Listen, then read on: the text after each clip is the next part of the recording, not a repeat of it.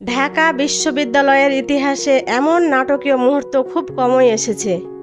দীর্ঘদিন ধরে জল্পনা কল্পনা, গুঞ্জন আর অনিশ্চয়তার অবসান ঘটিয়ে ডাকসুর ভাইস প্রেসিডেন্ট পদে বিজয়ী হলেন ইসলামী ছাত্র শিবিরের প্রার্থী আবু সাদিক কায়েম।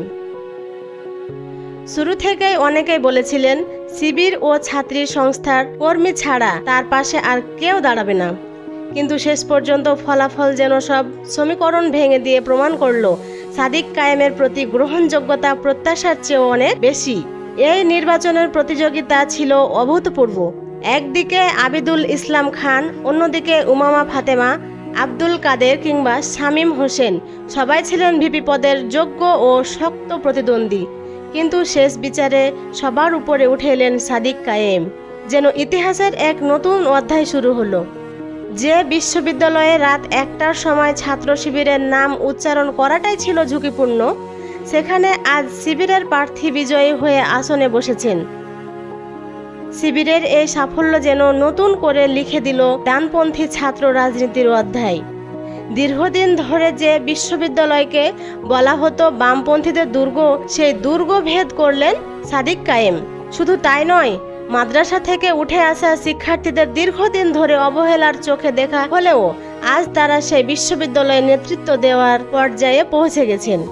এজন্য ইসলামপন্থীদের জন্য একটা বিশাল অর্জন। ক্যাম্পাসের বাতাসে এখন টান টান উত্তেজনা, কারণ এই জয় শুধু একটি নির্বাচনী ফলাফল নয়, বরং এটি ঢাকার রাজনীতির একটা নতুন মেরুকরণের ইঙ্গিত। সার্বিকভাবে দেখলে বোঝা যায় সাদিক কায়েমের বিজয়ের মধ্য দিয়ে ছাত্র রাজনীতি এক ভিন্ন মাত্রা পেয়েছে। প্রশ্ন এখন একটাই, তিনি কতটা দক্ষতার সঙ্গে ঢাকা বিশ্ববিদ্যালয়ের নেতৃত্ব দিতে পারবেন?